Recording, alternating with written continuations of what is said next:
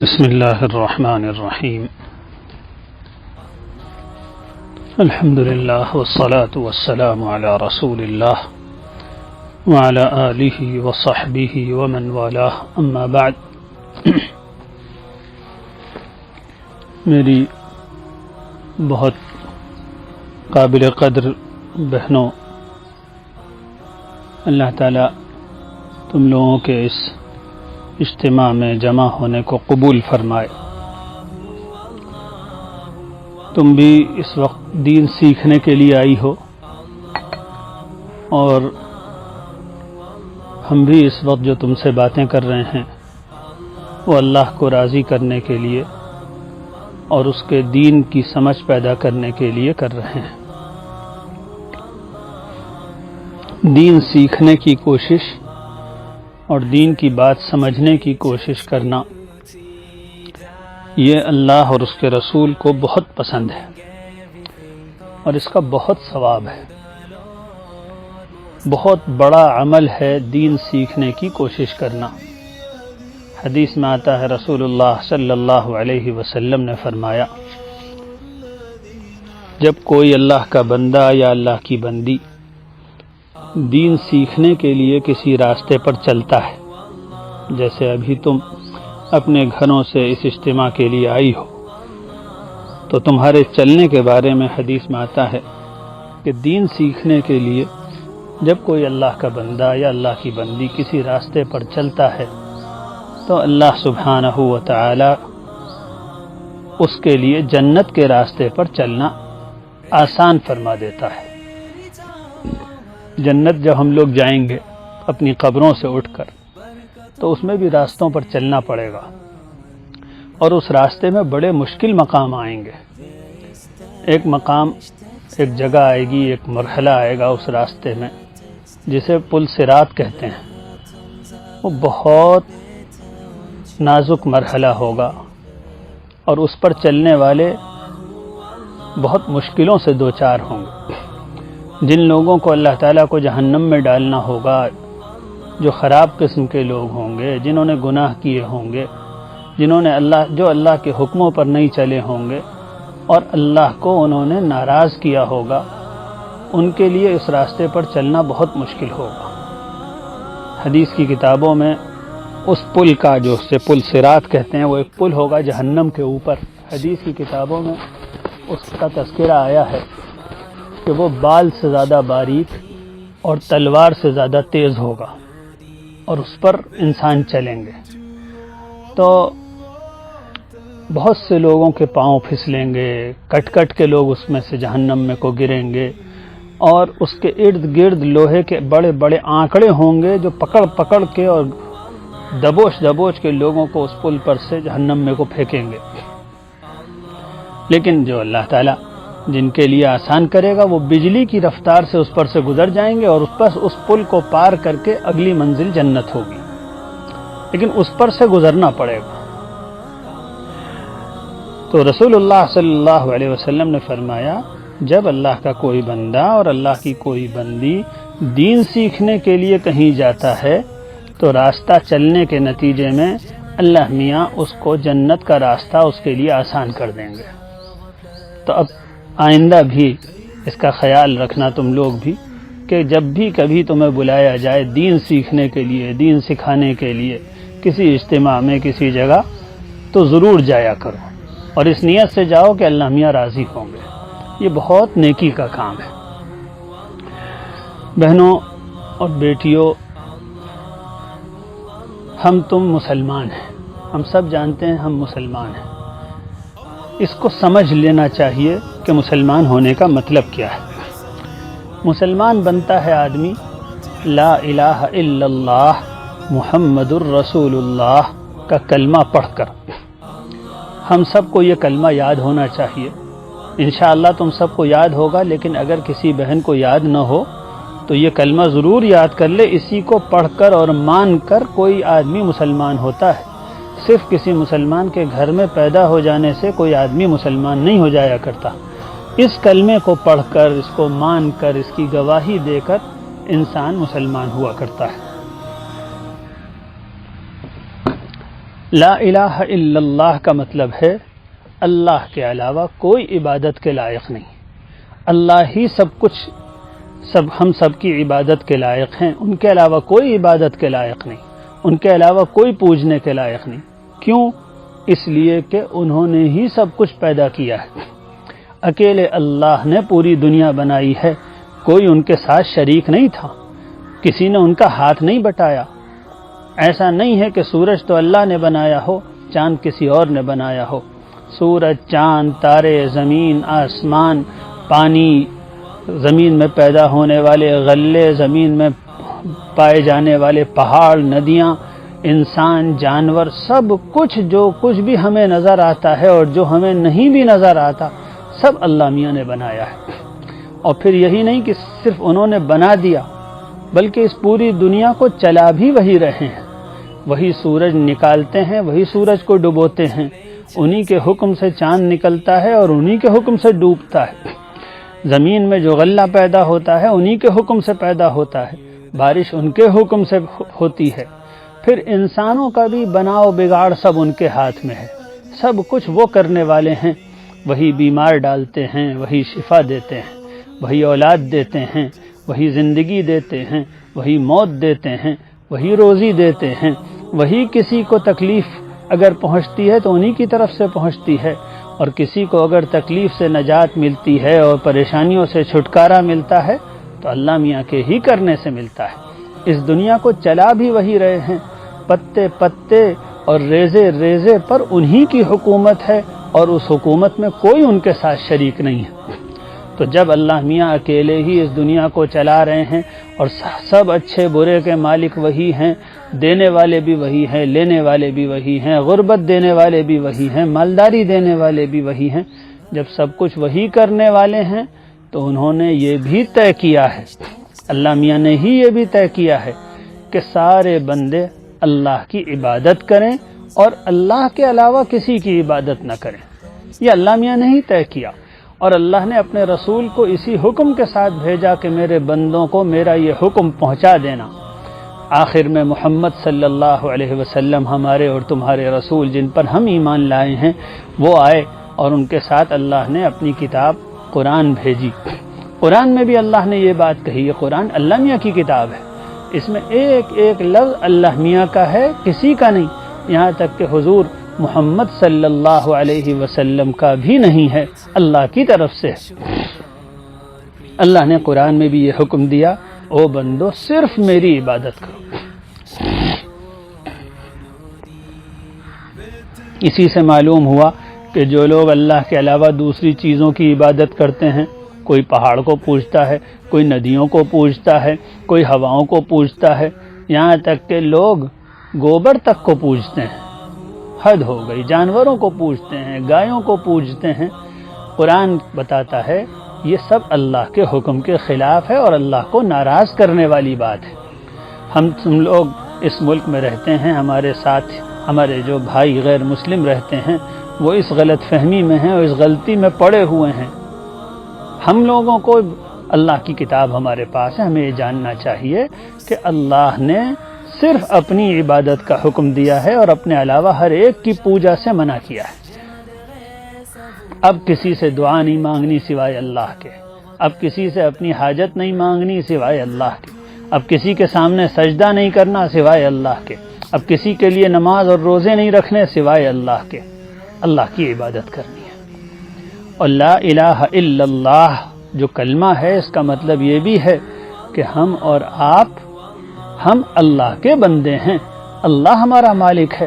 جب وہی مالک ہے اور وہی ہمارا بادشاہ ہے تو ہماری زندگی کا مقصد اللہ کے حکم پر چلنا ہے۔ دیکھو اس بات کو اچھی طرح سمجھو، مسلمان ہونے کا مطلب یہ ہے کہ دل سے یہ بات مان لی جائے کہ ہمیں اللہ کے حکموں پر چلنا ہے، اللہ کی بات ماننی ہے۔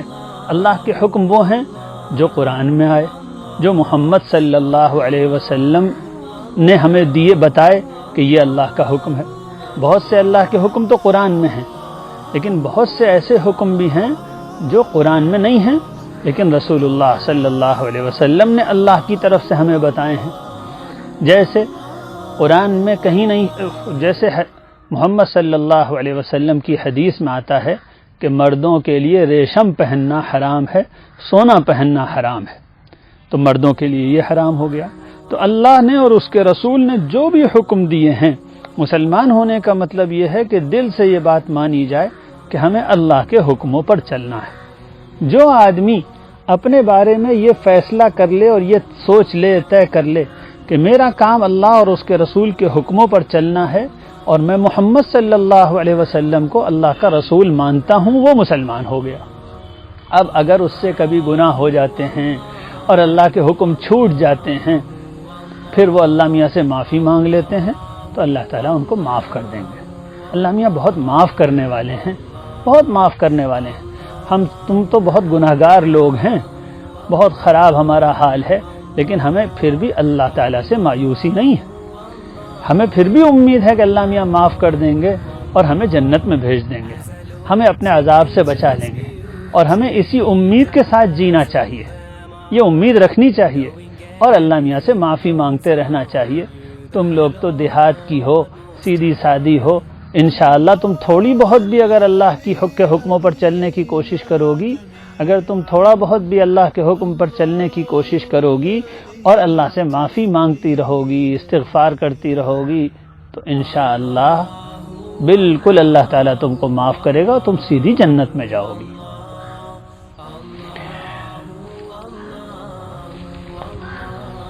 محمد الرسول اللہ، یہ کلمہ جس کو پڑھ کر کوئی آدمی مسلمان ہوتا ہے وہ یہ ہے کہ لا الہ الا اللہ محمد الرسول اللہ۔ محمد نام تھا اللہ کے آخری رسول، اللہ کی طرف سے جو انسانوں کو صحیح راستہ دکھانے کے لیے آئے، جو عرب میں آئے، مکے میں آئے، پھر مدینے تشریف لے گئے، جن پر ہم تم ایمان لاتے ہیں اور جن کو اللہ کا رسول اور پیغمبر مانتے ہیں، ان کا نام محمد تھا۔ محمد الرسول اللہ کا مطلب یہ ہے کہ ہم دل سے یہ بات مانتے ہیں کہ محمد صلی اللہ علیہ وسلم اللہ کے رسول تھے، اللہ نے ان کو ہم سب کی ہدایت کے لیے، صحیح راستہ دکھانے کے لیے بھیجا تھا۔ اس کو ہم سب مانتے ہیں اور زبان سے کہتے ہیں، تب ہم مسلمان ہوتے ہیں۔ اور محمد الرسول اللہ صلی اللہ علیہ وسلم کو رسول ماننے کا مطلب یہ ہے کہ دل سے یہ مان لیا جائے کہ وہ جو بات بھی کہتے ہیں اللہ کی طرف سے کہتے ہیں، انہوں نے ہم کو جو دین پہنچایا وہ اللہ کی طرف سے پہنچایا، ان کی بتائی ہوئی ہر بات صحیح ہے، اور ان کے خلاف اگر کوئی آدمی کوئی بات کہتا ہے تو چاہے وہ کتنا ہی بڑا کیوں نہ ہو، چاہے وہ بادشاہ ہو، چاہے وہ پیسے والا ہو، چاہے کوئی بھی ہو، تو اس آدمی کی بات غلط ہے، بات وہی صحیح ہے جو محمد صلی اللہ علیہ وسلم نے کہی۔ ہم سب اس پر ایمان لائے ہیں۔ بہنوں، اس یقین کو مضبوط کرو، لا الہ الا اللہ محمد الرسول اللہ۔ اب جب ہم مسلمان ہو گئے ہیں، الحمدللہ ہم مسلمان ہیں، کافر نہیں ہیں، تو اب ہمیں اچھا مسلمان بننے کی کوشش کرنی چاہیے، اس لیے کہ اللہ میاں نے اچھے مسلمانوں کے لیے جو اس کے حکم پر چل کر زندگی گزارتے ہیں ان کے لیے جنت بنائی ہے، بڑی شاندار جنت بنائی ہے۔ ہم لوگ اس دنیا میں تو بہت تھوڑے دنوں کے لیے آئے ہیں، ہم لوگ اس دنیا میں بہت تھوڑے دنوں کے لیے آئے ہیں، ہمیں یہاں سے بہت جلدی جانا ہے اور ہم اپنے اصلی ٹھکانے یعنی آخرت میں پہنچ جائیں گے۔ مرنے کے بعد والی زندگی کو آخرت کہتے ہیں۔ کیا کہتے ہیں؟ آخرت۔ آخرت کا مطلب ہوتا ہے اس دنیا کے بعد والی دنیا، اس دنیا کے بعد والی زندگی۔ ہم جب مرتے ہیں تو مرنے پہ کہانی ختم نہیں ہو جاتی کہ مر گئے اور بات ختم ہو گئی، مٹی میں مل گئے بس ختم، نہیں، مرنے کے بعد تو اصل زندگی شروع ہوتی ہے۔ ہر زمانے میں اللہ کے رسولوں نے یہ بات کہی، قرآن میں بھی یہ بات اللہ نے بار بار کہی اور بتلائی، اور محمد صلی اللہ علیہ وسلم نے سینکڑوں ہزاروں مرتبہ یہ بات بتائی، اور آپ انسانوں کو یہی بات بتلانے کے لیے دنیا میں تشریف لائے تھے کہ تم جب مرو گے تو اس کے بعد تم اللہ کے پاس حاضر کر دیے جاؤ گے، اور جو اچھا مسلمان بن کر زندگی گزارے گا، اچھا مسلمان بن کر جو زندگی گزارے گا، اللہ تعالیٰ اس کو جنت دیں گے، اللہ تعالیٰ اس کو جنت دیں گے۔ جنت اللہ کی رحمت کی جگہ ہے، اللہ کے انعام کی جگہ ہے، وہاں اللہ میاں اپنی قدرت کے کرشمے دکھائیں گے. دنیا میں تو کچھ بھی نہیں ہے. جو دنیا میں جو کچھ اچھی اچھی نعمتیں ہیں اس سے کہیں زیادہ نعمتیں جنت میں ہوں گی. ایک ایک آدمی کو بہت بڑے بڑے محل ملیں گے, بہت اچھے اچھے کھانے ملیں گے, بہت شاندار کپڑے ملیں گے, بہت شاندار فرنیچر ہوگا, اور وہ محل بڑے زبردست باغوں میں ہوں گے. ان باغوں کو جنت کہتے ہیں. ہم تم انشاءاللہ اللہ تعالی ہمیں معاف کر دے گا اور ہمارے گناہ بخش دے گا, اور جو کچھ ٹوٹی پھوٹی نیکی کی ہوں گی, ہم نے نیک عمل کیے ہوں گے, اللہ تعالیٰ ان کو قبول فرما لے گا اور محض اپنے رحم و کرم سے ہمیں تمہیں جنت میں بھیجے گا. تو ہم جہاں جنت میں جائیں گے وہ بہت شاندار جگہ ہوگی. ہر آدمی کو بہت بڑے بڑے محل ملیں گے, بڑے بڑے باغ ہوں گے, بہت بڑے بڑے باغات ہوں گے. ان باغوں میں ندیاں بہہ رہی ہوں گی. کتنے بڑے وہ باغ ہوں گے جن کے بیچ سے ندیاں بہہ رہی ہوں گی, سوچ لو. اور ایک نہیں, بہت سی ندیاں بہہ رہی ہوں گی. اور وہ ندیاں صرف پانی کی نہیں ہوں گی, بہت شاندار پانی کی, میٹھے پانی کی ندیاں ہوں گی. ساتھ میں دودھ کی بھی ندی بہہ رہی ہوگی. آج کل دیکھو دودھ کتنا مہنگا ہو گیا, غریب آدمی تو دودھ بھی نہیں پی پاتا. ذرا سا دودھ آ جاتا ہے, تھوڑی بہت چائے بن جاتی ہے. اگر دودھ ہم لوگوں کو زیادہ ملے تو کتنا مزہ آئے.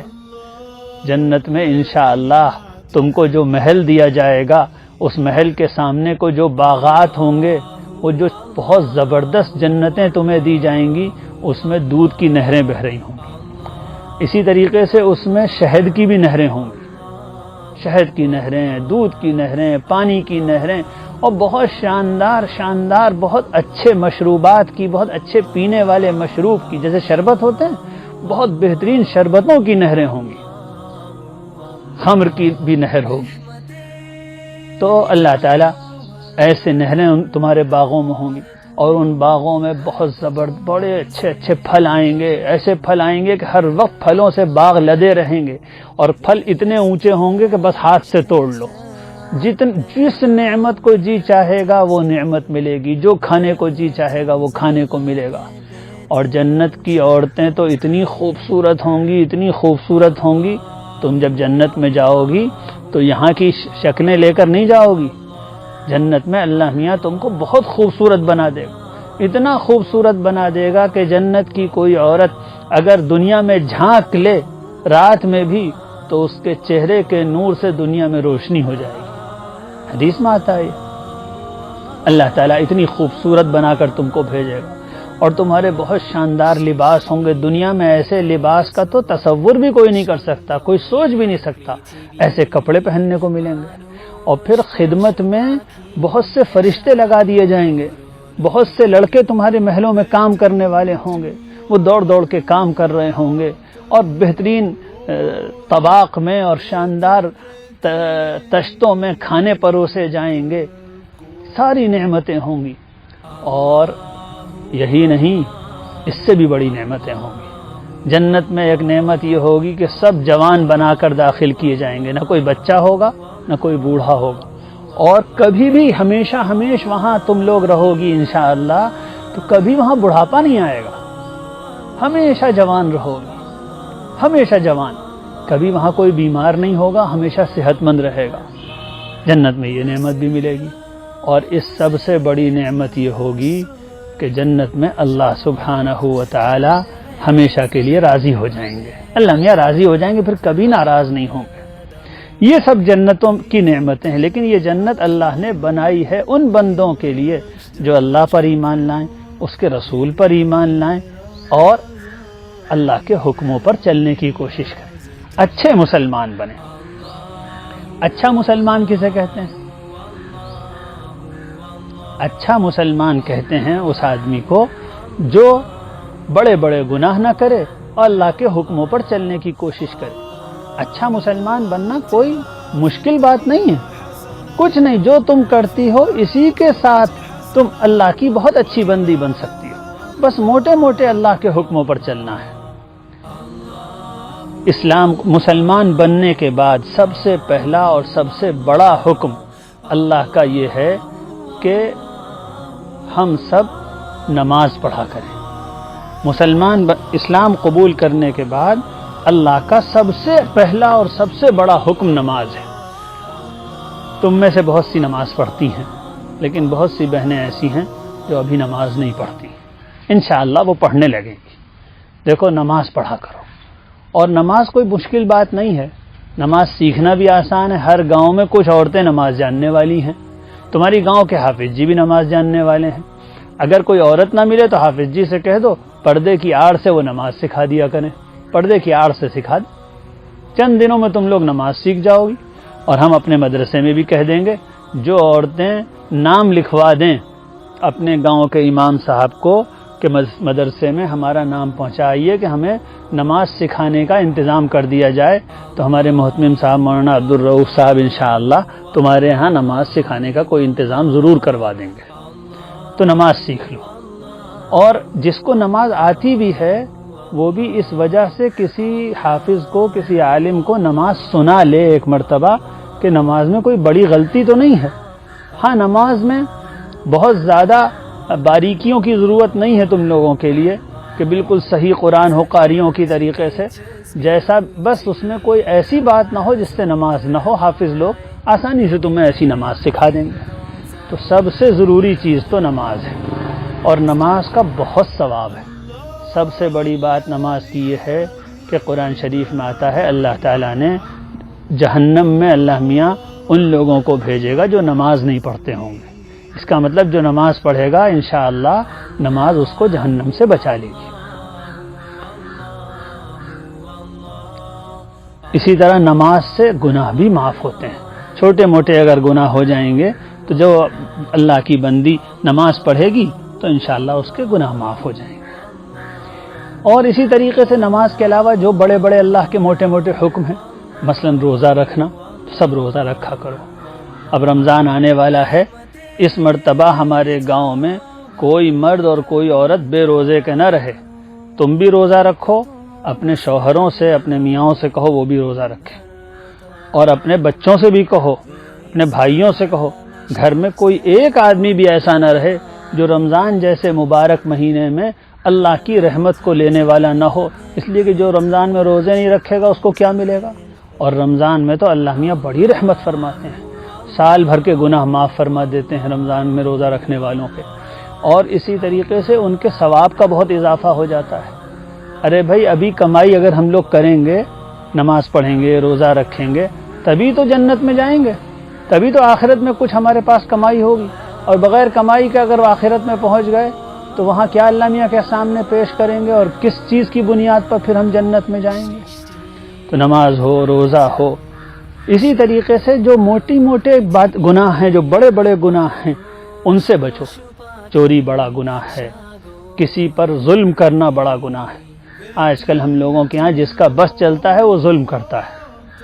جب ساس کا بس چلتا ہے تو ساس بہو پہ ظلم کرتی ہے، پھر جب ساس بوڑھی ہو جاتی ہے تو بہو ساس پہ ظلم کرتی ہے۔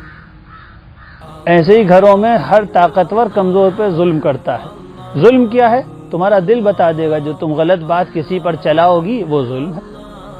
کسی کا حق نہ ماننا وہ ظلم ہے، کسی کو بلا وجہ ستانا یہ ظلم ہے، اور ظلم بہت بڑا گناہ ہے۔ کسی کو ستانا، کسی کو تکلیف پہنچانا چھوٹا گناہ نہیں ہے۔ دیکھو ابھی تو دل خوش ہو جاتا ہے کسی کو ستا کر، کسی کو زبردستی دبا کر، کسی پر ظلم کر کے، مگر قیامت میں اللہ میاں کے سامنے جب حاضر ہوں گے تو بدلہ دینا پڑے گا، اور پھر بہت نقصان ہوگا۔ ایسے ہی جھوٹ نہ بولو، زنا نہ کرو، بس یہی۔ اب تم تو دیہات کی غریب سیدھی سادی عورت ہو، تمہارے پاس کہاں گناہ ہیں؟ تم تو تھوڑی سی فکر اگر کر لو تو انشاءاللہ تم اللہ کی ولی بن جاؤ گی، تھوڑی سی فکر کر کے۔ یہ شہر کی عورتیں اور مالداروں کی عورتیں، ان لوگوں کے بہت سے گناہ ہوتے ہیں، تم تو دیہات کی ہو، سیدھی سادی ہو، ذرا سا نماز روزے کا اہتمام کر لو اور موٹے موٹے گناہوں سے بچنے کی کوشش کرو، تو انشاءاللہ تم اللہ کی ولی، اللہ میاں کی دوست، اللہ میاں کی بہت اچھی بندی بن جاؤ گی، اور پھر جنت میں تمہارا بہت اونچا مقام ہوگا۔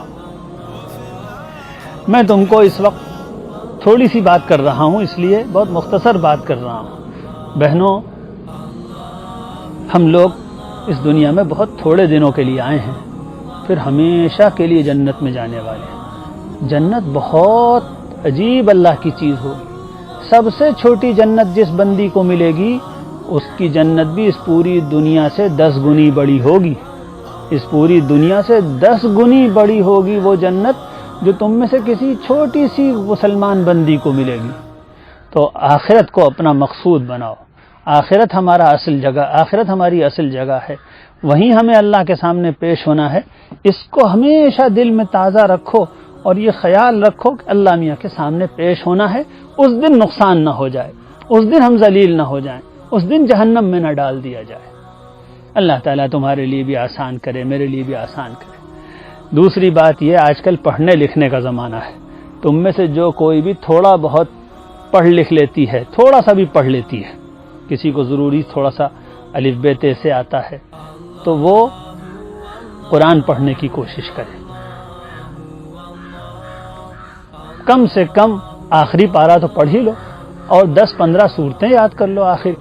آخر کی 10 صورتیں بہت چھوٹی چھوٹی ہیں, وہ سب کو یاد ہونی چاہیے. گاؤں میں جو قرآن پڑھی ہوئی ہو اس کو یہ کرنا چاہیے کہ دن بھر میں 1 گھنٹہ اپنا خالی کر لے. تم میں جو بھی گاؤں میں قرآن پڑھی ہوئی ہو وہ 1 گھنٹہ خالی کر لے اور گاؤں کی بڑی عورتوں کو قرآن پڑھائے. 1 گھنٹہ خالی کر لو اور اس وقت سب گاؤں بھر کی عورتیں آ جایا کریں اور تم قرآن پڑھا دو. اور اگر کئی عورتیں ایسی ہوں تو ہر گھر میں مدرسہ چلا لو بڑی عورتوں کے لیے. اور بچوں اور چھوٹی بچیوں کے لیے یہ ہے کہ اگر تمہارے گاؤں میں مدرسہ چلتا ہو, امام صاحب پڑھاتے ہوں بچوں کو, تو چھوٹے بچوں کو وہاں ضرور بھیجا کرو اور پابندی کرایا کرو. اسی طریقے سے تمہارے علاقے میں اللہ تعالیٰ نے دین کا مدرسہ کھول دیا ہے. تم نیت کرو اپنے بچوں کو عالم بنانے کی. جن ماں باپ نے اپنے بچے کو حافظ بنا دیا یا عالم بنا دیا, انہوں نے اپنے لیے بڑا خزانہ جمع کر لیا. بہت بڑا خزانہ ہے. جس کا بچہ عالم ہوگا, حافظ ہوگا, وہ قیامت میں اپنے ماں باپ کی اللہ میاں کے یہاں سفارش کرے گا. پھر وہ جو نیکی کرے گا, وہ دین پڑھائے گا, وہ نماز پڑھائے گا, وہ لوگوں کو اللہ میاں کی طرف بلائے گا, وہ لوگوں کو دین کی طرف بلائے گا, تو انشاءاللہ وہ بہت نیکیاں کرے گا اور تمہارے نامہ اعمال میں اور تمہارے حساب میں اس کی تمام نیکی کا ثواب لکھا جائے گا. اس کو بھی پورا ثواب ملے گا, تم کو بھی ثواب ملے گا. تو وہ اولاد کے معاملے میں سب سے زیادہ خوش نصیب وہ ہے, اولاد کے معاملے میں سب سے خوش نصیب وہ بھائی و بہن ہیں جو اپنے بچوں کو عالم بنا دیں. اس سے زیادہ کوئی خوش نصیب نہیں ہے. تو اپنے بچوں کو عالم بناؤ. کھیتی کسانی تو ہوتی ہی رہے گی, عالم بنے گا تو کچھ کمائے گا بھی. ایسا تو نہیں ہے کہ عالم بنے گا تو کمائے گا نہیں, کمائے گا تو ہے ہی, لیکن ساتھ میں عالم بھی بن جائے گا اور پھر تمہارے لیے آخرت میں بھی کام آئے گا. اور اس کے ساتھ جب کوئی بچہ حافظ بنے گا, عالم بنے گا, تو ماں باپ کے ساتھ زیادہ اچھا برتاؤ کرے گا. بڑھاپے میں ماں باپ کی خدمت کرے گا, اس لیے کہ جو عالم ہوتے ہیں وہ دین پڑھتے ہیں, ان کو دوسرے لوگوں کے مقابلے میں عموماً اللہ میاں کا زیادہ خیال رہتا ہے. وہ اپنے ماں باپ کو سمجھتے ہیں کہ اللہ کے ہاں جواب دینا پڑے گا کہ اپنے ماں باپ کے ساتھ کیسا سلوک کیا ہے.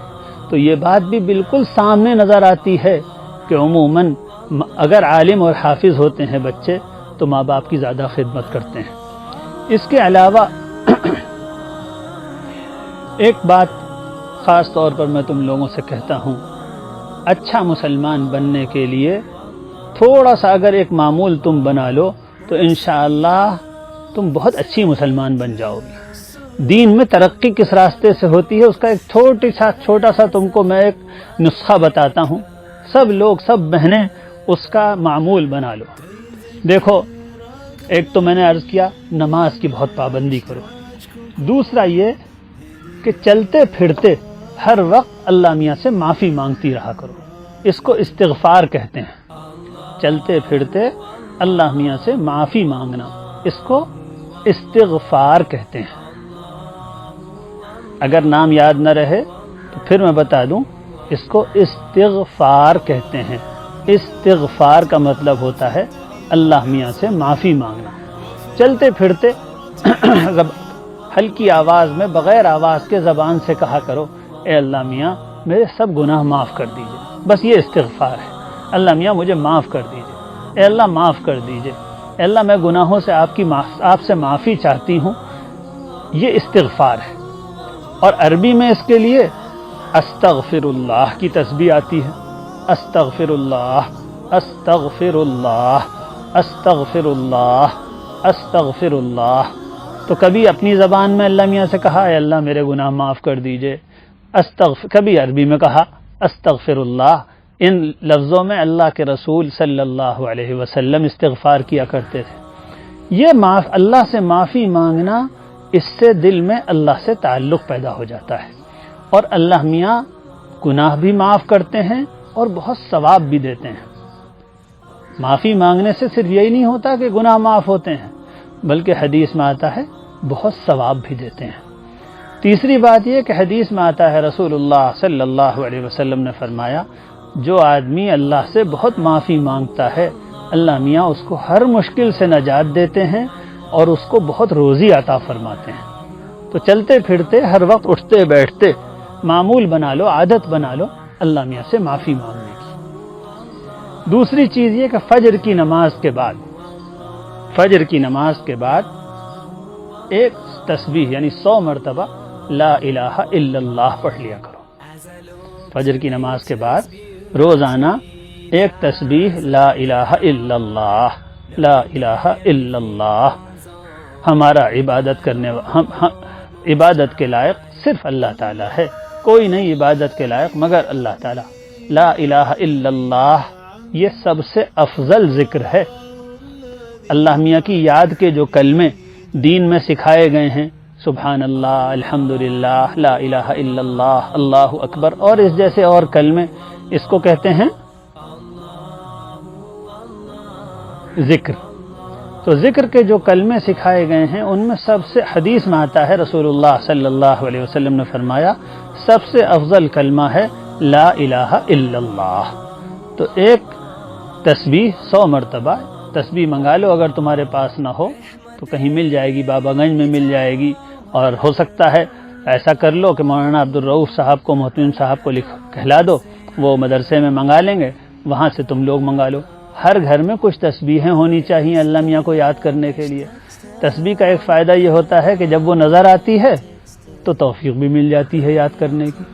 تو گھر میں کسی نظر آنے والی جگہ 2-3 تسبیحیں منگا کر لٹکا لو، اور ایک تسبیح روزانہ صبح کو لا الہ الا اللہ کی پڑھ لیا کرو. اور سوتے وقت ایک تسبیح اور بتاتا ہوں وہ پڑھ لیا کرو. یہ وہ تسبیح ہے جو رسول اللہ صلی اللہ علیہ وسلم نے اپنی بیٹی حضرت فاطمہ کو بتائی تھی رات کو سوتے وقت پڑھنے کے لیے. اس کو اسی لیے تسبیح فاطمی کہتے ہیں، حضرت فاطمہ والی تسبیح.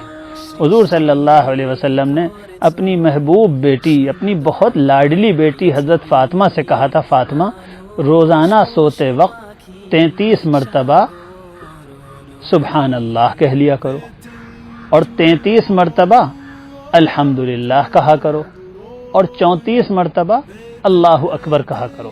اس طرح یہ 100 کی گنتی پوری ہو گئی. 33 مرتبہ سبحان اللہ، 33 مرتبہ الحمدللہ، اور 34 مرتبہ اللہ اکبر. اور پھر حضور صلی اللہ علیہ وسلم نے فرمایا ساری دنیا کی دولت سے بڑی دولت یہ تسبیح ہے. تو اتنی بڑی دولت کی ہے یہ تسبیح، اور حضور صلی اللہ علیہ وسلم نے اپنی لاڈلی بیٹی حضرت فاطمہ کو یہ سکھائی تھی تم لوگ اس کی پابندی کرو.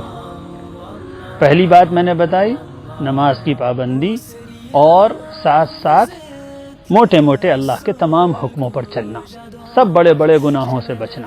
دوسری بات میں نے کہی چلتے پھرتے ہر وقت اللہ میاں سے معافی مانگنے کا اہتمام.